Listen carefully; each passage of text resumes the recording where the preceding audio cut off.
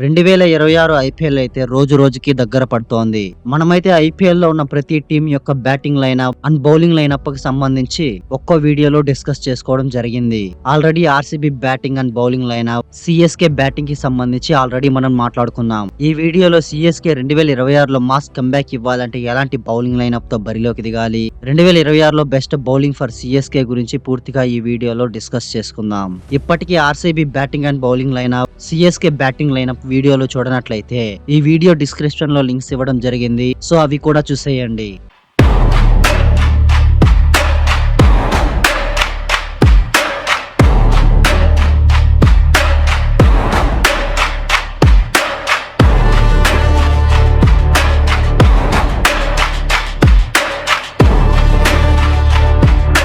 Okay, మరి ఇక వీడియోలోకి వెళ్ళినట్లయితే సిఎస్కే గత 2 సంవత్సరాలుగా ప్లే ఆఫ్స్ కూడా క్వాలిఫై కాలేకపోతుందంటే దీనికి కారణం 100% వాళ్ళ టీం అంతా అని చెప్పుకోవాలి.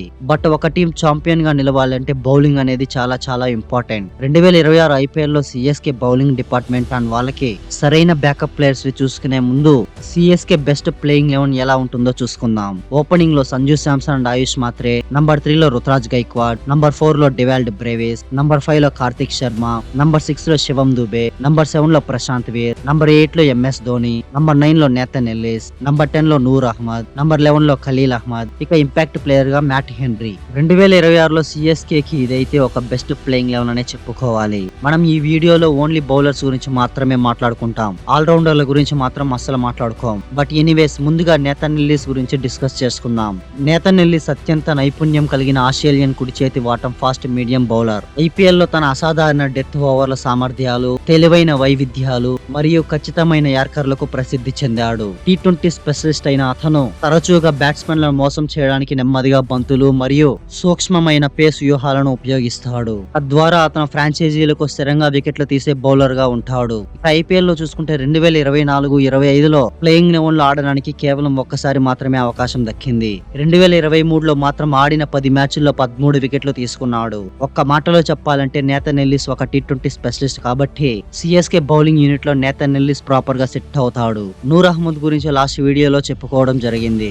బట్ ఎనీవేస్, ఈ వీడియోలో లైట్ గా మాట్లాడుకుందాం. నూర్ అహ్మద్ అత్యంత నైపుణ్యం కలిగిన ఆఫ్ఘనిస్తాన్ ఎడమ చేతి వాటం మణికట్టు స్పిన్నర్. అతను తన వేగవంతమైన మోసపూరితమైన యాక్షన్లు మరియు ఐపీఎల్ అధిక వేగంతో బంతిని పదునుగా తిప్పగల సామర్థ్యానికి ప్రసిద్ధి చెందాడు. గుజరాత్ టైటాన్స్ మరియు తర్వాత సిఎస్కేలకు కీలకమైన ఆస్తి మరియు అతను మిడిల్ ఓవర్ లో తన స్టార్ బాల్ కు సమానమైన గుగ్లీతో రాణిస్తాడు. అందుకే సిఎస్కే మిడిల్ ఓవర్స్ లో నూర్ అహ్మద్ కీ ఫ్యాక్టర్ అనే చెప్పుకోవాలి. ఖలీల్ అహ్మద్ 2025లో సిఎస్కే తరపున ఒక మంచి బౌలింగ్ ని అయితే కనపరిచాడు. ఆడిన 14 మ్యాచ్ల్లో 9.58 ఎకానమీతో 15 వికెట్లు పడగొట్టాడు. ఎకానమీ కొద్దిగా ఎక్కువగా ఉన్నా సరే Khaleel Ahmed IPL power play లో తన ప్రభావానికి పేరుగాంచిన ఎడమ చేతి వాటం ఫాస్ట్ మీడియం బౌలర్. ప్రారంభ దశలో స్వింగ్ ఉత్పత్తి చేయడంలో మరియు అధిక శక్తి నిర్వహించడంలో ప్రత్యేకతను కలిగి ఉన్నాడు. 2024 నుండి అతను స్థిరంగా వికెట్లు తీసేవాడు. ఏకంగా 28 మ్యాచ్ల్లో 32 వికెట్లు పడగొట్టాడు. తరచుగా 148 గంటల వేగంతో బౌలింగ్ చేస్తూ మరియు వివిధ పరిస్థితుల్లో రాణించడానికి వ్యూహాత్మక వైవిధ్యాలు ఉపయోగించుకుంటున్నాడు. అందుకనే సిఎస్కే బౌలింగ్ లైనప్ లో ఖలీల్ అహ్మద్ కూడా ఒక కీ రోల్ ప్లే చేశాడని చెప్పుకోవాలి.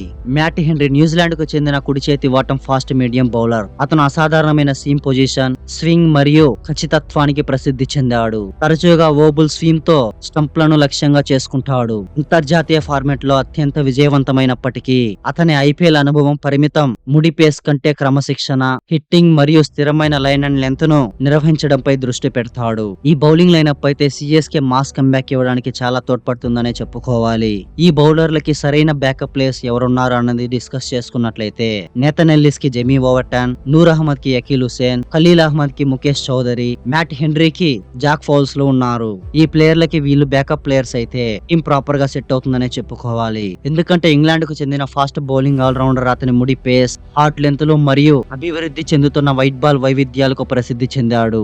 ఐపీఎల్ లో సిఎస్కే జెమీ ఓవర్టన్ ని కొనుగోలు చేసిన అతను పవర్ ప్లే మరియు డెత్ ఓవర్లలో బౌలర్ గా పనిచేస్తాడు. బ్యాట్స్మెన్ ను పరిమితం చేయడానికి మరియు వికెట్లు దక్కించుకోవడానికి ఆఫ్ కటర్లను మరియు దూకుడుగా డైరెక్ట్ స్టంప్ బౌలింగ్ ను ఉపయోగిస్తాడు.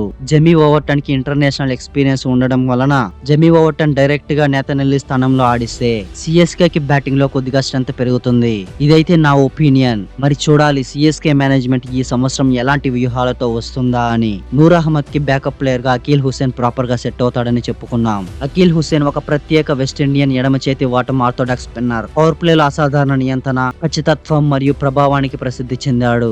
గట్టి సరళ రేఖతో బౌలింగ్ వేస్తాడు. పేస్ అండ్ బౌన్స్ మరియు గర్వించదగిన సీమ్లతో సూక్ష్మమైన వైవిధ్యాలతో బ్యాటర్లను బోల్తా కొట్టించగలడు. సో అందుకని నూర్ అహ్మద్ కి proper like to like backup player అని చెప్పుకోవాలి. ఖలీల్ అహ్మద్ కి like to like backup player గా ముఖేష్ చౌదరి ఉన్నాడు.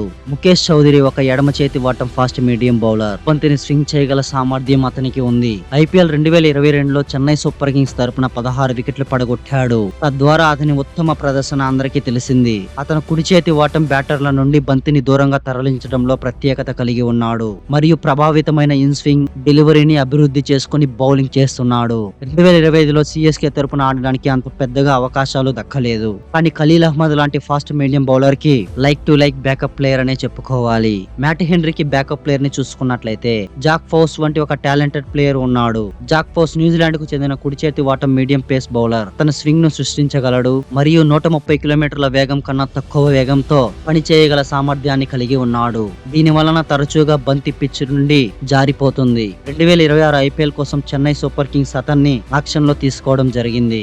బంతిని స్వింగ్ చేసి డెప్త్ వద్ద డెలివరీ చేయగల ఒక వర్తమాన బహుముఖ్య బౌలర్ గా గుర్తింపు పొందాడు. సో అందుకనే మ్యాట్ హెన్రీ లాంటి బౌలర్ కి జాక్ ఫౌస్ కరెక్ట్ బ్యాకప్ ప్లేయర్ అనే చెప్పుకోవాలి. ఫైనల్ గా సిఎస్కే బౌలింగ్ యూనిట్ గురించి ఒక మాటలో చెప్పాలంటే 2026 ఐపీఎల్ లో ఒక మాస్ కంబ్యాక్ ఇవ్వాలంటే ఈ బౌలర్లపై చాలా ఒత్తిడి ఉంటుంది. మరి చూడాలి 2026లోనైనా సిఎస్కే మాస్ కంబ్యాక్ ఇస్తుందా లేదా అని. ఎనీవేస్ 2026లో సిఎస్కే బౌలింగ్ లైనప్ గురించి మీ అభిప్రాయం ఏంటి? అండ్ ఆల్సో సిఎస్కే 2026 ఐపీఎల్ కి ఎలాంటి వ్యూహాలతో రావాలో కామెంట్ చేసి ఐపీఎల్ లో మరెన్నో వీడియోల కోసం మన ఛానల్ వెంటనే సబ్స్క్రైబ్ చేసుకోండి. నేను పెట్టే ప్రతి వీడియో మీకు నోటిఫికేషన్ ద్వారా రావాలంటే పక్కనే ఉన్న గంటను గట్టిగా కొట్టండి. కానీ ఫోన్ స్క్రీన్ మాత్రం పగిలిపోకుండా చూసుకోండి. Thanks for watching the video.